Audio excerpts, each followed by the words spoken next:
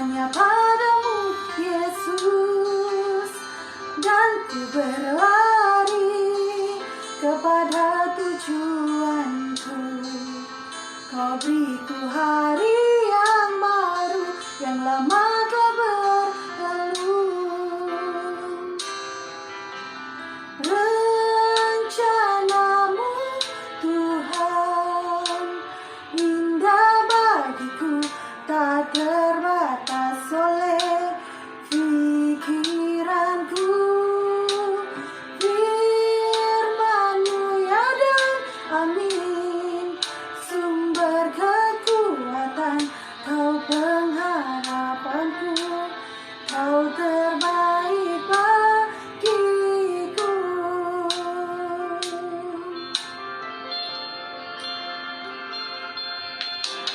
Ku melupakan yang di belakangku, ku serahkan diriku hanya padamu Yesus, dan ku berlari kepada tujuanku. Kau beriku hari yang baru, yang lama telah berlalu. Rencana-Mu Tuhan indah bagiku, tak terbatas oleh pikiranku. Firman-Mu ya dan amin, sumber kekuatan, Kau pengharapanku, Kau terbaik bagiku. Rencana-Mu Tuhan indah bagiku, tak terbatas oleh pikiranku. Firman-Mu ya dan amin, sumber kekuatan, Kau pengharapanku, Kau terbaik bagiku.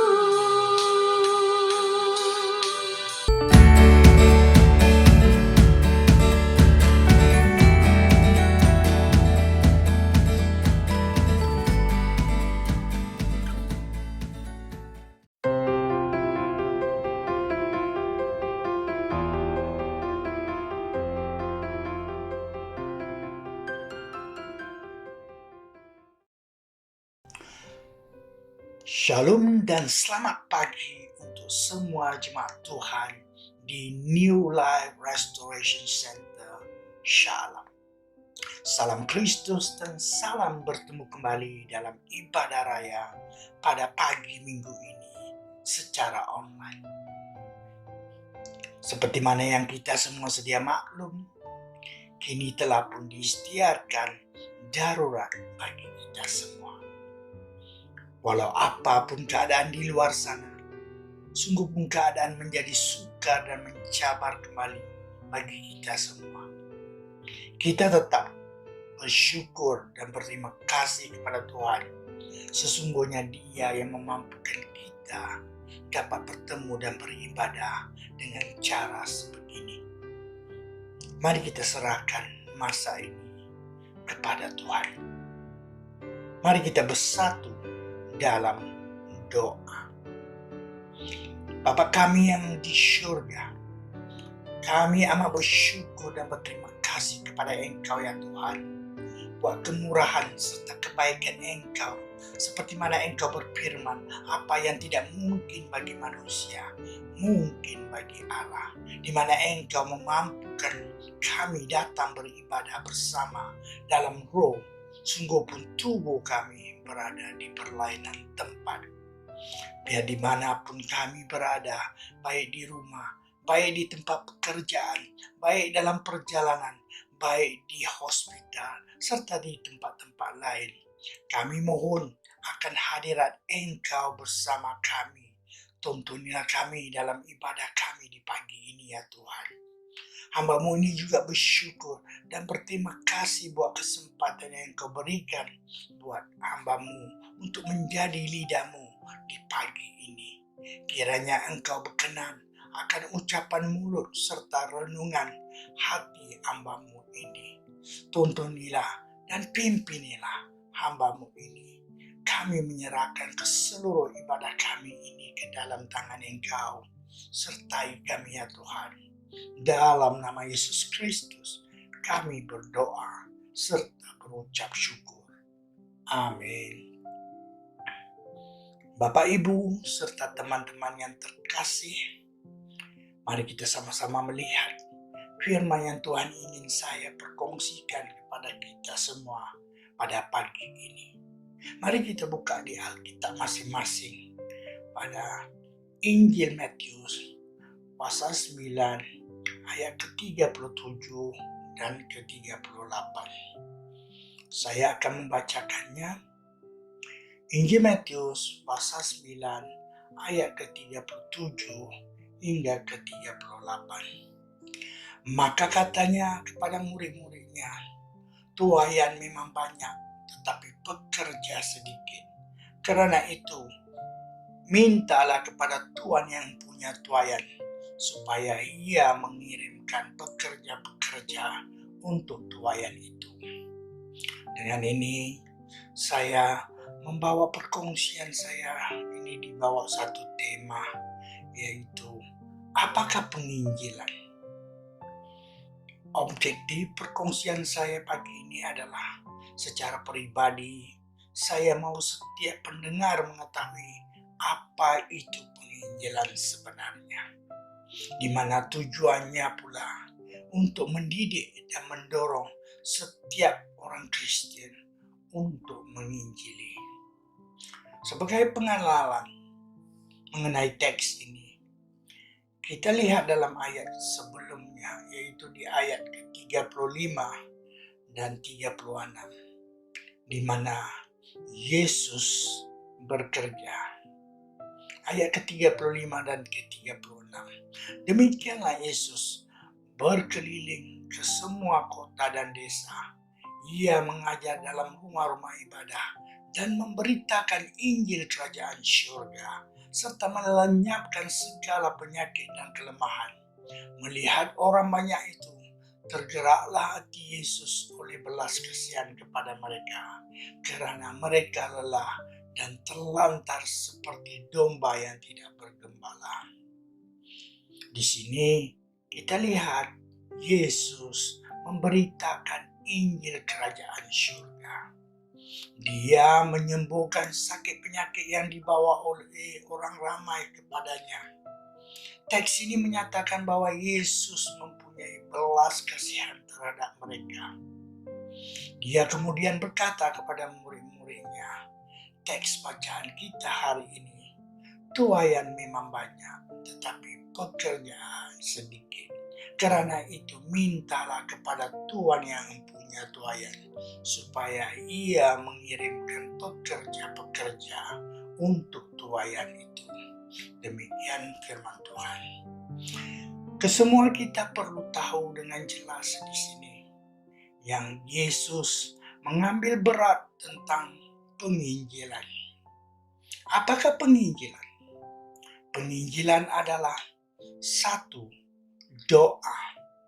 Yesus berkata, karena itu mintalah kepada Tuhan yang punya tuaian.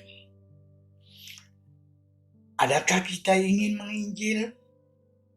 Jadi mari berdoa. Berdoa untuk semua orang di sekeliling Anda. Injil Matius pasal 7 ayat ke-7 hingga ke-8. Demikian firman Tuhan. Mintalah, maka akan diberikan kepadamu. Carilah, maka kamu akan mendapat. Ketuklah, maka pintu akan dibukakan bagimu. Karena setiap orang yang meminta, menerima, dan setiap orang yang mencari, mendapat, dan setiap orang yang mengetuk, baginya pintu dibuka. Berdoa untuk peluang dan kebijaksanaan supaya kita dapat mengenalinya. Di surat Kolose pasal 4 ayat kedua hingga keempat berbicara, bertekunlah dalam doa dan dalam pada itu berjaga-jagalah sambil mengucap syukur. Berdoa jugalah untuk kami supaya Allah membuka pintu untuk pemberitaan kami sehingga kami dapat berbicara tentang rahasia Kristus yang kerananya aku dipenjarakan. Dengan demikian aku dapat menyatakannya sebagaimana seharusnya. Berdoa untuk setiap halangan dialihkan. Di surat 2 Tesalonika pasal 3 ayat 1 berbunyi, selanjutnya saudara-saudara berdoalah untuk kami supaya firman Tuhan beroleh kemajuan dan dimuliakan sama seperti yang telah terjadi di antara kamu. Berdoa untuk keberanian di surat Efesus pasal 6 ayat ke-18 hingga ke-20. Demikian firman Tuhan, dalam segala doa dan permohonan berdoalah setiap waktu di dalam roh dan berjaga-jagalah di dalam doamu itu dengan permohonan yang tak terputus-putusnya untuk segala orang kudus, juga untuk aku, supaya kepadaku jika aku membuka mulutku dikaruniakan perkataan yang benar, agar dengan keberanian aku memberitakan rahasia Injil yang kulayani sebagai utusan yang dipenjarakan. Berdoalah supaya dengan keberanian aku menyatakannya sebagaimana seharusnya aku berbicara. Penginjilan adalah kedua, peluang. Yesus berkata, mengirimkan. Ia merupakan peluang, bukannya di masa depan, tetapi sekarang. Di Injil Yohanes pasal 4 ayat ke-35, demikian firman Tuhan. Bukankah kamu menyatakan 4 bulan lagi tibalah musim menuai? Tetapi aku berkata kepadamu, lihatlah sekelilingmu dan pandanglah ladang-ladang yang sudah menguning dan matang untuk dituai. Kerja-kerja yang baik membuka peluang untuk penginjilan. Di surat Galatia pasal 6 ayat ke-10 berkatakan, karena itu selama masih ada kesempatan bagi kita, marilah kita berbuat baik kepada semua orang, tetapi terutama kepada kawan-kawan kita seiman. Maka itu jangan kita biarkan ataupun mengabaikan peluang yang akan datang. Surat Yakobus pasal 4 ayat 17 berbicara, jadi jika seorang tahu bagaimana ia harus berbuat baik, tetapi ia tidak melakukannya, ia berdosa. Apabila Yesus membuka pintu bagi kita, tidak ada seorang pun dapat menutupnya, tetapi kita boleh gagal melewatinya. Di kitab Wahyu pasal 3 ayat ke-8, demikian firman Tuhan. Aku tahu segala pekerjaanmu. Lihatlah, aku telah membuka pintu bagimu yang tidak dapat ditutup oleh seorang pun. Aku tahu bahwa kekuatanmu tidak seberapa, namun engkau menuruti firmanku dan engkau tidak menyangkal namaku. Penginjilan adalah ketiga, kerja. Yesus berkata, pekerja-pekerja. Di 1 Korintus pasal 3 ayat ke-9, demikian firman Tuhan. Aku menanam, Apollo menyiram, tetapi Allah yang memberi pertumbuhan. Karena itu, yang penting bukanlah yang menanam atau yang menyiram, melainkan Allah yang memberi pertumbuhan. Baik yang menanam maupun yang menyiram adalah sama, dan masing-masing akan menerima upahnya sesuai dengan pekerjaannya sendiri. Karena kami adalah kawan sekerja Allah. Kamu adalah ladang Allah, bangunan Allah. Ini sudah tentu berbicara tentang pekerja. Kita tidak boleh mengharapkan sesuatu yang terjadi dengan cepat dan mudah. Yesus tidak membawa agama gelombang mikro di sini. Penginjilan merupakan kerja keras panen. Kerja ini perlu kesabaran. Kerja yang baik memuliakan Allah Bapa. Injil Matius pasal 5 ayat ke-16. Demikian firman Tuhan. Demikianlah hendaknya terangmu bercahaya di depan orang, supaya mereka melihat perbuatanmu yang baik dan memuliakan Bapamu yang di surga. Kerja yang baik membawa kepada keberhasilan. Di surat Titus pasal 3 ayat ke-14 pula berkata, dan biarlah orang-orang kita juga belajar melakukan pekerjaan yang baik untuk dapat memenuhi keperluan hidup yang pokok, supaya hidup mereka jangan tidak berbuah. Tidak ada cara yang cepat dan mudah untuk menghasilkan anggur. Anda perlu mengotorkan tangan dan melakukan kerja. Penginjilan adalah keempat, mengajar. Yesus berkata, untuk tuayan itu adalah mustahil untuk melakukan penginjilan tanpa mengajar. Setengah orang berpikir bahwa mereka boleh menghilap ataupun menyelundup orang masuk ke dalam gereja. Dia tidak berlaku seperti itu dan semudah itu. Gereja bukanlah sebuah klub sosial. Di sini dikehendaki membuat murid. Di Injil Matius pasal ke-28 ayat ke-18 hingga ke-20 berbicara, Yesus mendekati mereka dan berkata, kepadaku telah diberikan segala kuasa di surga dan di bumi. Karena itu, pergilah, jadikanlah semua bangsa muridku, dan baptislah mereka dalam nama Bapa dan Anak dan Roh Kudus, dan ajarlah mereka melakukan segala sesuatu yang telah kuperintahkan kepadamu, dan ketahuilah aku menyertai kamu sentiasa sampai pada akhir zaman. Amin. Di Injil Yohanes pasal 7 ayat ke-17, demikian firman Tuhan. Barang siapa mau melakukan kehendaknya, ia akan tahu entah ajaranku ini berasal dari Allah, entah aku berkata-kata dari diriku sendiri.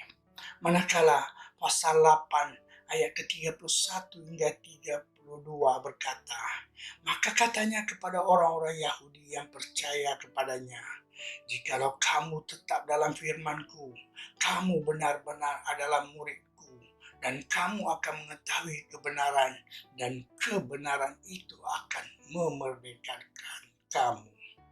Di Kisah Para Rasul pasal 2 ayat ke-40 berbicara, dan dengan banyak perkataan lain lagi, ia memberi suatu kesaksian yang sungguh-sungguh, dan ia mengecam dan menasihati mereka, katanya, berilah dirimu diselamatkan dari angkatan yang jahat ini.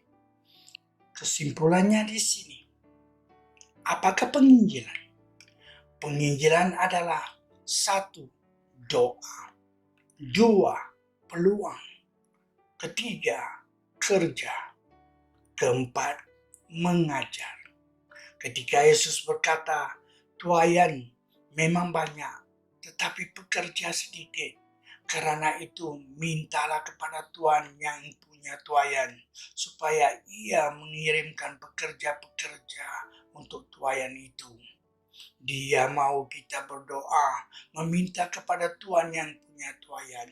Dia mau kita mengambil peluang ini, dan peluang ini bukannya di masa hadapan, tetapi sekarang.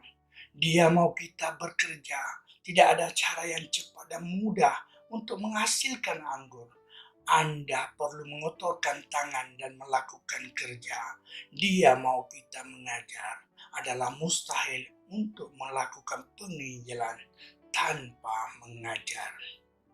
Sebagai manusia, kita terikat dengan banyak amanat. Amanat dari datuk, amanat dari nenek, amanat dari bapak, amanat dari ibu, amanat dari guru, amanat dari ketua, amanat dari pastor, amanat dari pemimpin, dan lain-lain. Kesemua amanat ini kita patuhi dan taati. Persoalannya, bagaimana dengan amanat agung yang datang dari Tuhan itu sendiri? Kita sering berkata kita mengasihi Tuhan. Ku mau cinta Yesus selamanya. Pagi ini Yesus berkata, jika kamu mengasihi aku, kamu akan menuruti segala perintahku. Perintahnya, karena itu pergilah, jadikanlah semua bangsa muridku. Sebab tuayan memang banyak, tetapi pekerja sedikit. Bapak, Ibu, dan teman-teman yang saya kasihi dalam Kristus, apakah pagi ini Anda terpanggil untuk menyahut seruan Tuhan untuk menjadi pekerjanya di ladangnya yang sudah menguning dan matang untuk dituai? Mari kita berdoa. Bapa kami yang di surga, kami amat bersyukur dan berterima kasih buat menyedarkan kami melalui firman-Mu, yaitu tuayan memang banyak di ladang-Mu, tetapi pekerjanya sedikit. Di mana Engkau memanggil kami menjadi pekerja-Mu di ladang-Mu. Bapa, pagi ini saya mohon agar Engkau melawati setiap orang yang mendengar di saat ini. Jamah mereka dan gerakkan hati mereka untuk menjadi pekerja-Mu. Lalu akan bersiap untuk pergi. Jadikan semua bangsa murid-Mu. Bapa, kami serahkan setiap pribadi ini ke dalam tangan Engkau. Tuntuni dan pimpinilah mereka. Dalam nama Yesus Kristus, kami berdoa. Amin. Demikian sedikit perkongsian saya untuk renungan serta pedoman kita bersama. Kiranya Tuhan memberkati serta melindungi Anda. Peringatan buat Anda, jangan lupa untuk mematuhi SOP yang ditetapkan. Shalom Elohim.